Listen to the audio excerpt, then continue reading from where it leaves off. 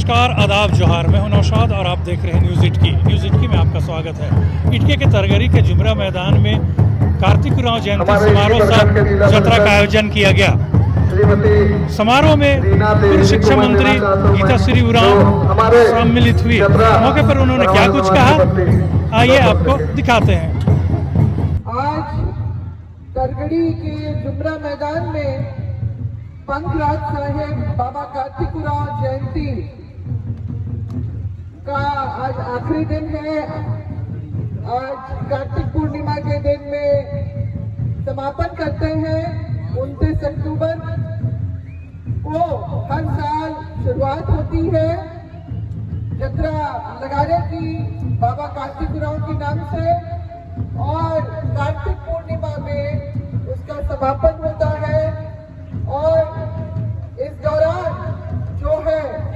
जगह जगह तकरीबन प्रत्येक दिन कहीं ना कहीं उनके नाम से जयंती समारोह का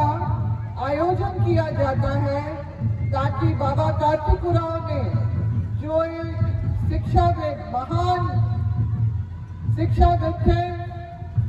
और जिन्होंने एक छोटे से गांव के साधारण किसान परिवार में जन्म लेके अपनी लगन, मेहनत और प्रतिभा के बल पे गुमला से वो पहले पटना साइंस कॉलेज पहुंचे, फिर वहां से जो आपका इंजीनियरिंग, पटना इंजीनियरिंग कॉलेज में उन्होंने अपनी इंजीनियरिंग, सिविल इंजीनियरिंग की शिक्षा पूरी की। 2 वर्ष उन्होंने बिहार सरकार के अंतर्गत 1950 से लेकर 51-52 तक उन्होंने कृषि विभाग में काम किया, और उसके बाद वो विदेश इंग्लैंड चले गए। कैसे गए मैं बताना चाहूंगी कि एक साधारण परिवार का बच्चा, युवक, जिसके आगे पीछे कोई ऐसा पैसा वाला ना हो जो उसको विदेश भेज सके, तो समाज ने उनकी प्रतिभा को समझा, परखा और उनको आर्थिक सहयोग जिससे जैसा बन पड़ा उनके लिए उन्होंने व्यवस्था करके उनको इंग्लैंड भेजा। और बाबा कार्तिक उरांव ने अपने समाज की जो अपेक्षा उनसे थी, जो उम्मीद थी, जो उनका मान सम्मान उनको दिया विदेश भेज के, उसका उन्होंने मान सम्मान उन 9 वर्षों में रखा। और उन 9 वर्षों में उन्होंने न सिर्फ स्ट्रक्चरल इंजीनियरिंग, मतलब सिविल इंजीनियरिंग का ही एक ब्रांच है, स्ट्रक्चरल इंजीनियरिंग में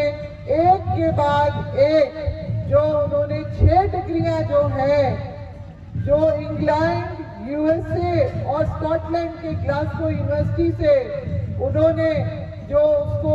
अपनी लगन, मेहनत और कड़े परिश्रम से जो हासिल किया। मतलब दिन में वो ब्रिटिश रेलवे में काम करते थे, शाम को क्लास करते थे, रात को वो लाइब्रेरी में पढ़ाई करते थे। यही दिनचर्या के चलते उन्होंने जो लगातार सभी डिग्रियां समय उन्होंने अपनी पूरी की। और जो है इसके अलावा उन्होंने कानून की भी पढ़ाई की, बारह लॉ की भी पढ़ाई, वहां से उन्होंने डिग्री ली। इतना जो संघर्ष करके, इतना मेहनत, बड़ी मेहनत के बाद जो उनको हासिल हुआ, तो उसका परिणाम ये हुआ, उनकी धाक, उनकी प्रतिभा की गूंज इंग्लैंड में भी फैल चुकी थी। और उनको विश्व का सबसे पहला जो atomic power station, nuclear power station, जो विश्व का सबसे पहला और सबसे विशाल था, उसको बनाने के डिजाइनर टीम में उनको एकमात्र भारतीय के तौर पे उनको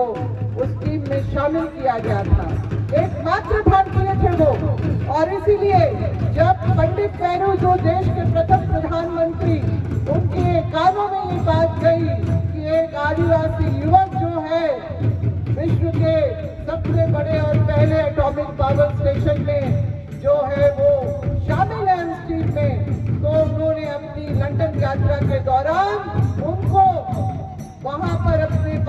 मुलाकात के लिए बुलाया और उनसे कहा कि आपके जैसे प्रतिभावान व्यक्ति जो है अभी हमें अपने राष्ट्र निर्माण के लिए चाहिए। तो पिताजी ने कहा, बाबा कार्तिकराव ने कहा कि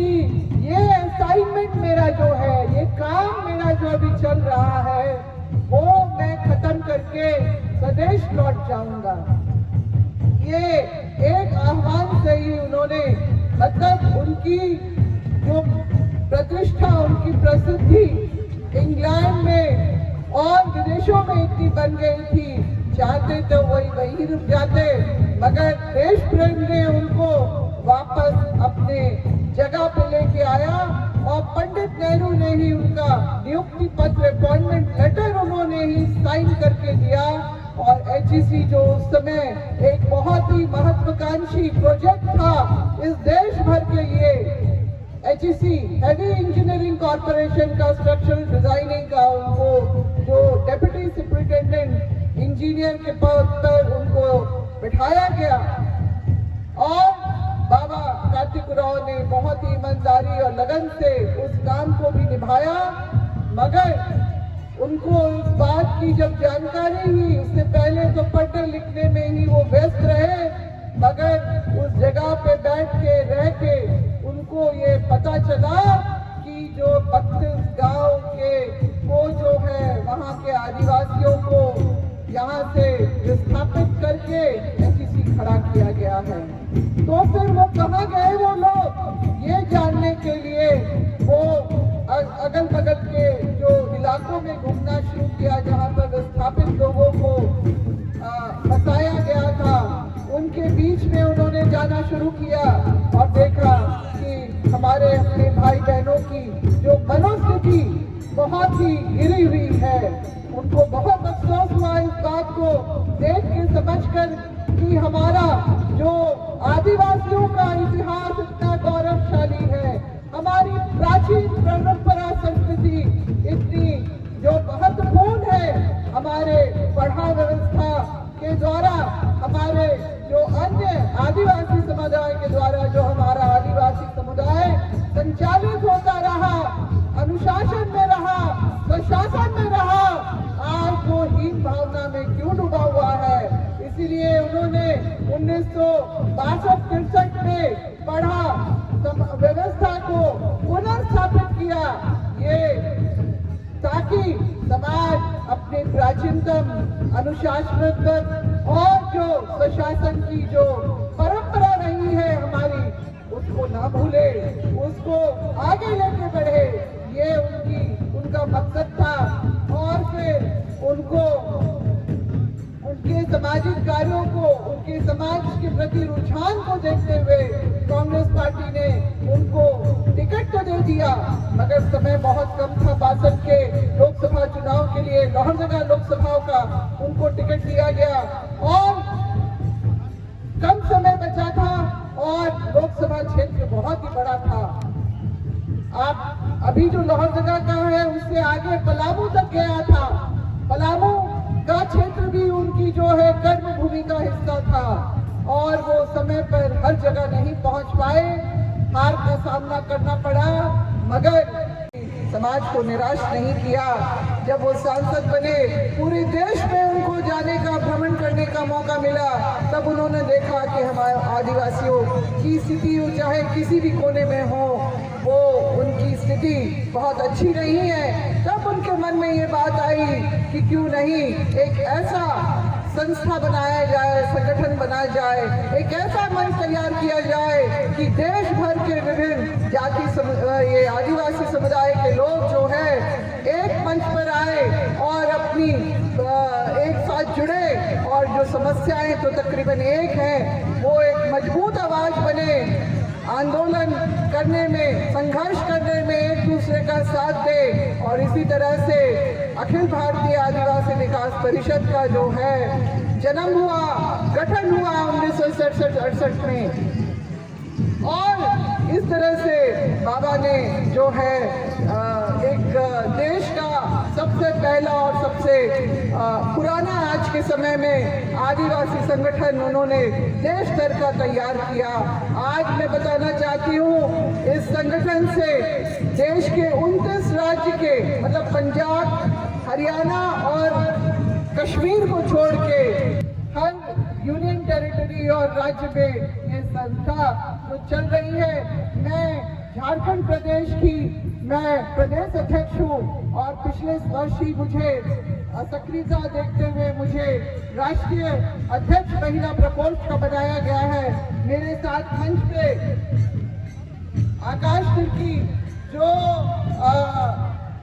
इनको भी इसी वर्ष जो है अखिल भारतीय आदिवासी विकास परिषद झारखंड शाखा का युवा अध्यक्ष बनाया गया है और ये भी लगातार सक्रिय हैं युवाओं के बीच में। और हम चाहते हैं कि हमारे युवा जो हैं अपने इस जाबाज जो एक युवक के साथ में बने जुड़े, ताकि युवाओं की एक टोली जो बने उनके साथ में आए हैं। अजय किस्पोट्टा जी जो ये भी हमेशा जो भी आंदोलन हम लोगों ने इस वर्ष किया ये लगातार बने रहे और हमारा समाज लगातार इस तरह का संघर्ष कर रहा है। हम लोगों को ऐसे युवाओं की जरूरत है। वो सेकेंड इन लाइन हम लोग तैयार करना चाहते हैं क्योंकि लगातार आदिवासियों के ऊपर हमले हो रहे हैं। हमारी सभ्यता, संस्कृति, हमारी परंपरा, हमारी जो मौलिक संवैधानिक अधिकारों पे भी हमले हो रहे हैं। ये इस बात को हम लोगों को समझना है और एक दूसरे की ताकत बनना है। और मैं बता रही थी कि बाबा कार्तिक उरांव जो हैं, साथ ही हमारे मंच पे और भी लोग परिषद के यहाँ पर जुड़े हुए हैं। मैं बता रही थी कार्तिक बाबा ने जो समाज के लिए लगातार काम किया और 60 के दशक में जो आपका देश भर में विनोबा भावे जी के अगुवाई में भूदान आंदोलन चल रहा था, जिसमें आदिवासियों की भी जमीनों का भूदान हो रहा था। तो वो इस बात से बहुत ही चिंतित हुए। उन्होंने जनसभाओं में इसका कड़ा विरोध तो किया ही, तत्कालीन प्रधानमंत्री इंदिरा गांधी जी को भी जाके उन्होंने कहा कि अगर आदिवासियों से उनकी जमीन छिन जाएगी तो उनकी परंपरा, संस्कृति, उनकी आदिवासियत खत्म होने में समय नहीं लगेगा। तो भूदान रुकना चाहिए और इंदिरा गांधी जी ने उनकी बात को समझते हुए तत्काल आदिवासियों के भूदान पे उन्होंने रोक लगवाई और इस तरह से हमारे प्रदेश में जो एकीकृत बिहार के विधानसभा और विधानमंडल में पारित होके भू वापसी का जो धारा लगी 71A की, उसी के बाद ही ये संभव हो पाया और बाबा ने फिर SAR कोर्ट की भी स्थापना करवाई। बिहार में ही रहते हुए झारखंड अलग राज्य के आंदोलन में वो जनसभाओं में तो शामिल होते ही थे। विष्णु गुरु शिबू सोरेन जी के साथ में सभाओं में शामिल तो होते ही थे। उसके अलावा जो उनकी जो अपनी महारत थी, जो उनकी विद्वता थी, वो एक दूरदर्शी एक व्यक्ति थे और उन्होंने जो है संथाल प्रज्ञा और छोटा नागपुर जो डेवलपमेंट अथॉरिटी का भी उन्होंने गठन करवाया और उसके वो उपाध्यक्ष के बतौर उन्होंने ऐसे काम किए कि जब भी अलग राज्य बने तो हमारी व्यवस्थाएं जो है पहले से तैयार हो। और उन्होंने देश का पहला मिनी सेक्रेटेरिएट की भी स्थापना करवाई और ताकि वो डेवलपमेंट अथॉरिटी, संथाल प्रज्ञा छोटा नागपुर डेवलपमेंट अथॉरिटी का काम जो है वो सुरुचि रूप से चलता रहे। और इस तरह का जो उन्होंने काम किया, उन्होंने एक इंजीनियर होने के बावजूद भी बिरसा एग्रीकल्चर की जो नींव डाली, ये बात हमेशा उठती है कि इंजीनियर होकर उन्होंने किसानों के लिए इतनी बड़ी यूनिवर्सिटी क्यों तैयार की। तो उसमें जरूर उनका ये भाव रहा होगा कि आखिर तो वो एक किसान परिवार के थे और हमारा ये देश ही नहीं, हमारा ये राज्य भी जो है कृषि आधारित जो इकोनॉमी में टिका हुआ है, और हमारे किसानों को कृषि के उच्च तकनीकों का लाभ मिलेगा, तभी वो अपने अपने क्षेत्र में आगे बढ़ सकेंगे। ये सोच थी समय से पहले सोचने वाले एक मानव की, युग पुरुष की। और जब जमीन बची लोगों की, तब से ही लोग उनको मसीहा मानने लगे। और जो है उन्होंने इसके अलावा आप अभी रांची में सिरम टोली, इस साल में सिरम टोली को बचाने का जो आंदोलन हुआ, बहुत बड़ी विडंबना है कि आज से 5.5 दशक पहले 1967-68 के ही आसपास, 70 के दशक में ही जो उस जमीन को, वो सरना स्थल को जो उन्होंने गैर आदिवासियों के अतिक्रमण से मुक्त करवाया था और उसके अपने मूल स्वरूप में पुनर्स्थापित करने के लिए उसको केंद्रीय सरना स्थल के रूप में उसको चिन्हित किया और सरोवर की शोभा यात्रा की परिकल्पना भी, प्रारूप भी उन्होंने तैयार की, ताकि जो लोग हैं अपनी सभ्यता संस्कृति को लेके सड़कों पे उतरे, देश जाने, दुनिया जाने, ये राज्य जाने कि आदिवासी अपनी सभ्यता संस्कृति के साथ जो सदियों से था वो आज भी यहाँ पर बसता है और अपनी संस्कृति के माध्यम से वो संदेश पूरे देश दुनिया में दे। ये जो सरोवर शोभा यात्रा जो 2022 के सर्वे में देश में 5वां स्थान मिला, इसको मात्र 100-150 लोगों के द्वारा हाथमा से शुरू होकर सिरम टोली तक पहुंचने वाली वो सरोवर शोभा यात्रा के प्रति जो रुझान जो बढ़ा, कालांतर में जब विदेश से डॉक्टर रामजाल मुंडा वापस लौटे तो उन्होंने भी बाबा कार्तिक उरांव के साथ मिलके उस सरोवर शोभा यात्रा की परिकल्पना को सांस्कृतिक रूप दिया। और इस तरह से हमारे जो आज हम लोग देखते हैं कि जत्रा में और जो हमारे जिस तरह से घोड़ाओं का जो यहाँ पर आगमन होता है, वही स्वरूप जो है घोड़ा दल के साथ जो मेन रोड पे उतरने का सिलसिला हमारा जो 5.5 दशक पहले शुरू हुआ था, बरकरार तो है इस साल, मगर ग्रहण लगा। सिरम टोली का जो वो जगह सरना स्थल सकरा कर दिया गया, जगह सकरा कर दी गई। लाखों लोगों को वहां पर पहुंचने में और अंदर घुसने में और अपनी विधिवत रूप से पूजा अर्चना करने में काफी कठिनाइयों का सामना करना पड़ा। जिस बात को लेके हम डर रहे थे, जिस बात को हम लोग बार बार गुहार हम सरकार को लगा रहे थे, वही हुआ, वही हमने देखा। इस बार बहुत दुख की बात है, फ्लाईओवर का नाम भले ही बाबा कार्तिक उरांव के नाम से कर दिया गया, मगर उनके उद्देश्य जो हैं वो निश्चित रूप से ध्वस्त हो गए। इस बात की हमें बहुत तकलीफ है। उनकी आत्मा कचोट रही होगी, उनकी आत्मा को कितनी तकलीफ पहुंची होगी, हम इस बात को समझ सकते हैं। और बाबा का जो काम था, अपनी संस्कृति, अपनी सभ्यता के लिए जो सजगता था, उसके साथ वो चाहते थे कि हमारा जो समाज, हमारे जो है लोग शिक्षित हों और आगे बढ़े। इसीलिए उनकी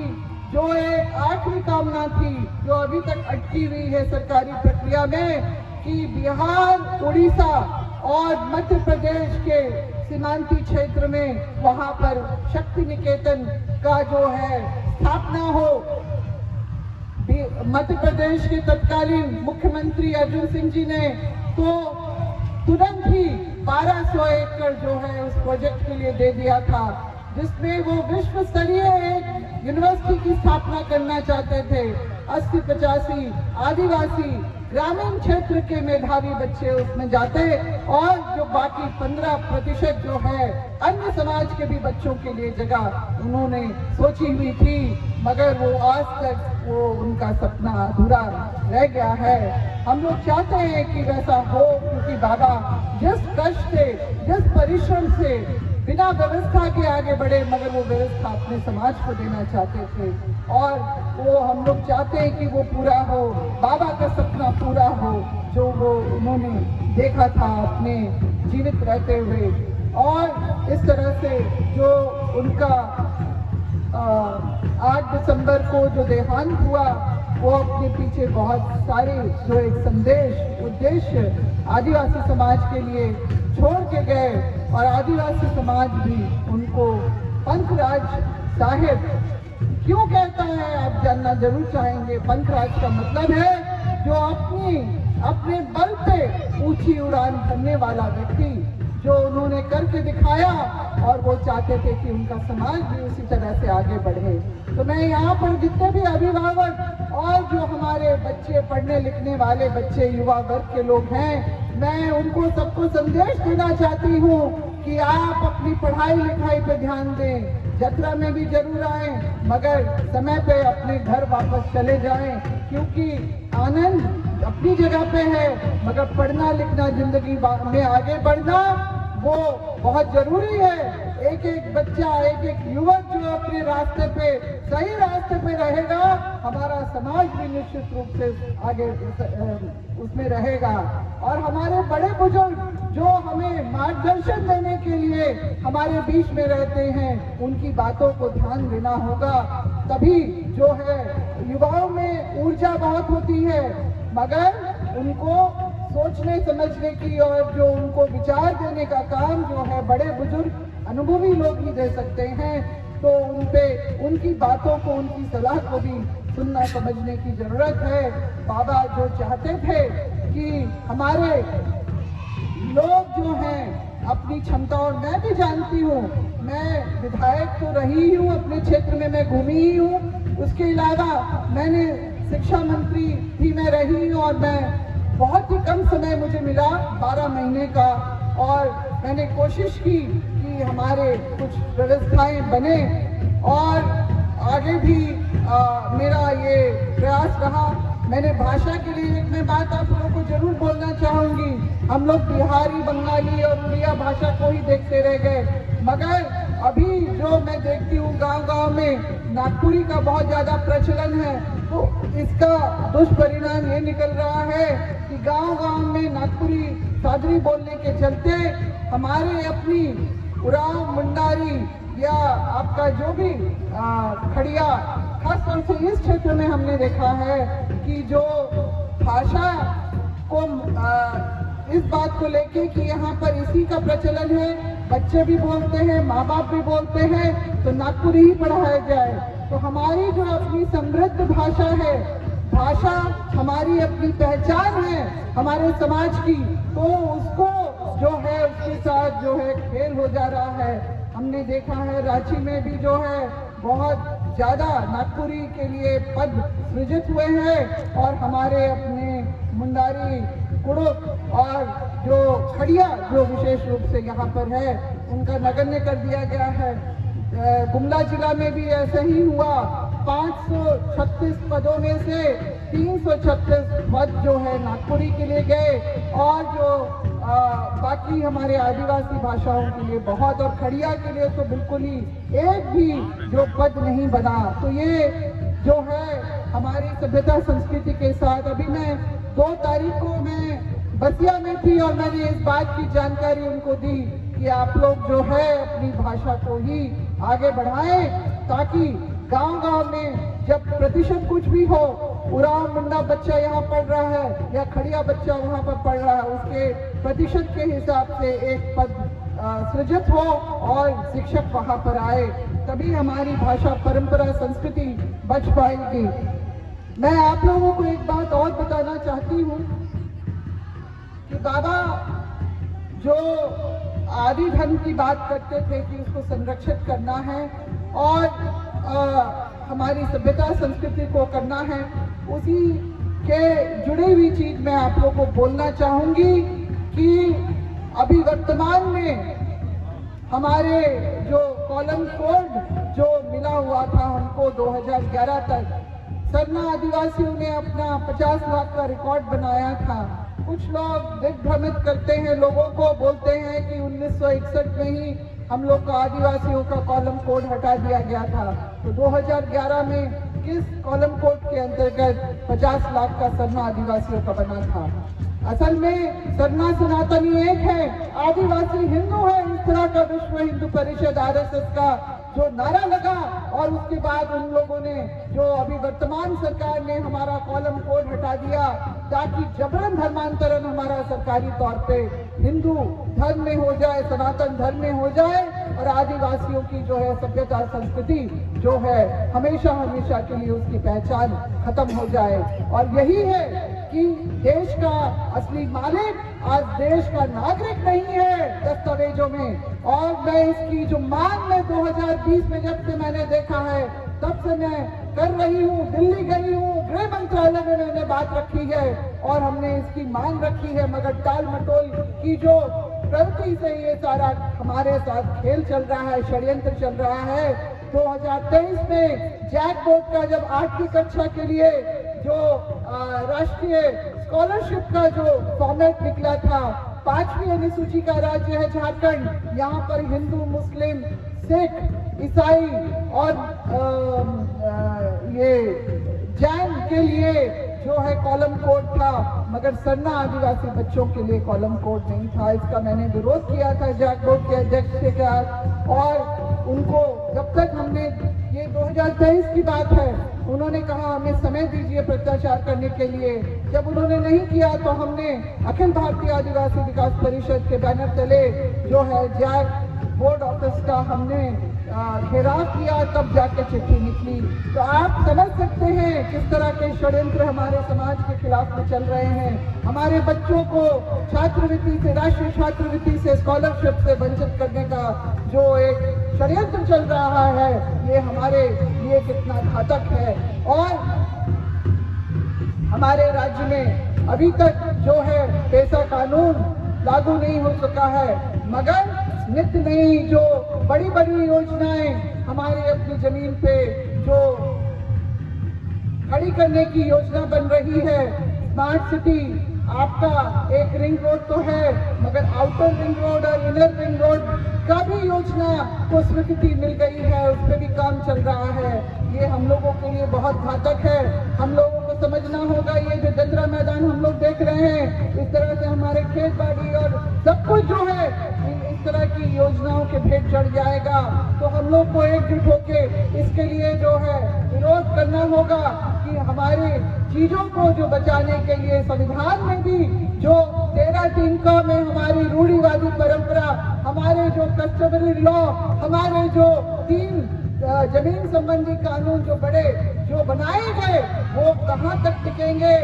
जब हमारा कॉलम कोड हटा दिया गया है तो निश्चित रूप से वो भी विलोपित हो जाएगा। जब हमारी जमीन चली जाएगी तो उनका कोई औचित्य नहीं रह जाएगा। तब पैसा कानून का भी क्या औचित्य रह जाएगा। और पैसा कानून को भी नहीं लागू करने का एक बहुत बड़ा कारण है कि ग्राम सभा से अनुमति इन सब योजना के लिए जो ली जानी चाहिए थी, जो हमारे माइनिंग के लिए जो ली जानी चाहिए थी, इसीलिए जो है पैसा कानून को हाशिए पे रखा गया है। और जो है हमारी जो 5वीं अनुसूची और 6वीं अनुसूची का भी जो प्रावधान है भारतीय संविधान में, जिसको अनुच्छेद 244 1 और 2 में जो प्रावधान के स्वरूप जो मान्यता दी गई है, वो भी विलुप्त हो जाएगी। और इसके मैं आपको बताना चाहूंगी कि बाबा ने जिस तरह से अपने समाज की सुरक्षा में और इसको संरक्षित करने के लिए अपना जीवन लगा दिया, आज हमारा आदिवासी समाज हर तरफ से घिरा हुआ है षड्यंत्र से। और इसीलिए हम लोगों को पढ़ना लिखना है, एकजुट होना है, नशा पान से भी बचना है। मैंने कुछ किताबें पढ़ी हैं और जो हमारा जो पढ़ा व्यवस्था, ये सब सारी चीजें जो हैं, जो एक चीज की तरफ जरूर इशारा करती हैं कि वही हमारे जो पूर्वज अगुआ के क्रांतियों की आधार रही है, वही जो है उसने ही अनुशासन में हमारा समाज रहता था। और इसीलिए हम लोगों को जो है उन्होंने कुर्बानी देके हमारे जल जंगल जमीन को बचाया था। मगर आज की जो परिस्थितियां बनी हुई है, इसीलिए मैं कह रही हूँ कि हम लोगों को एकजुट रहना है और जो है साथ ही साथ अपने प्रति हो रहे जो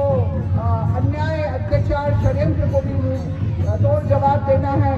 इन सब षड्यंत्रों के साथ साथ जो अभी कुर्मी का भी जो आदिवासी दर्जा लेने का जो मांग का जो मामला उठा है वो भी उसी कड़ी का एक हिस्सा है कि तुम घुसो और आदिवासियों का, असली आदिवासियों का हक अधिकार तुम जो है किसी भी हालत में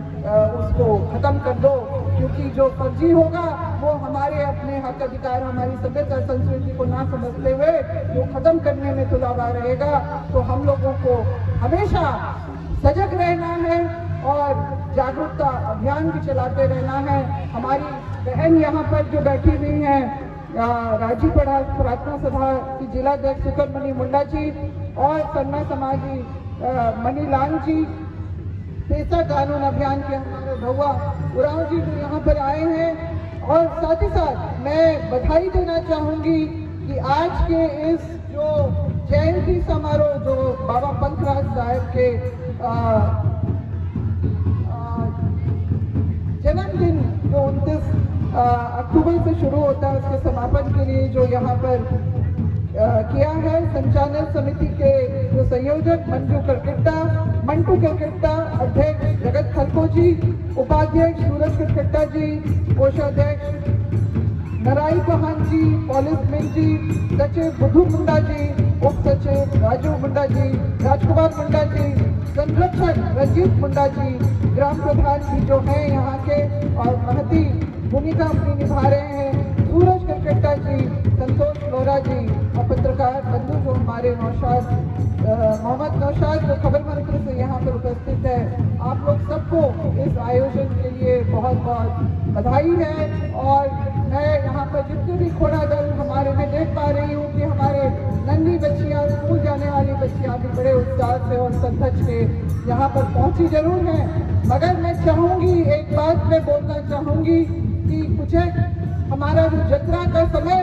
आप अंधेरा होने से पहले कम से कम हमारी बच्चियों को, हमारी महिलाओं को अपने घर वापस जाने का एक संदेश जरूर दें, क्योंकि कई एक हादसे हम लोग देख रहे हैं कि देर तक रुकने के बाद जो हो जाती है वो बच्ची के साथ तो जरूर घटती है, मगर हम लोगों को भी बहुत तकलीफ होती है। तो हम लोग नहीं चाहते हैं कि हमारी बच्चियां, हमारी बहन जो हैं देर रात तक यहाँ पर रुके। आप समय यहाँ पर अंधेरा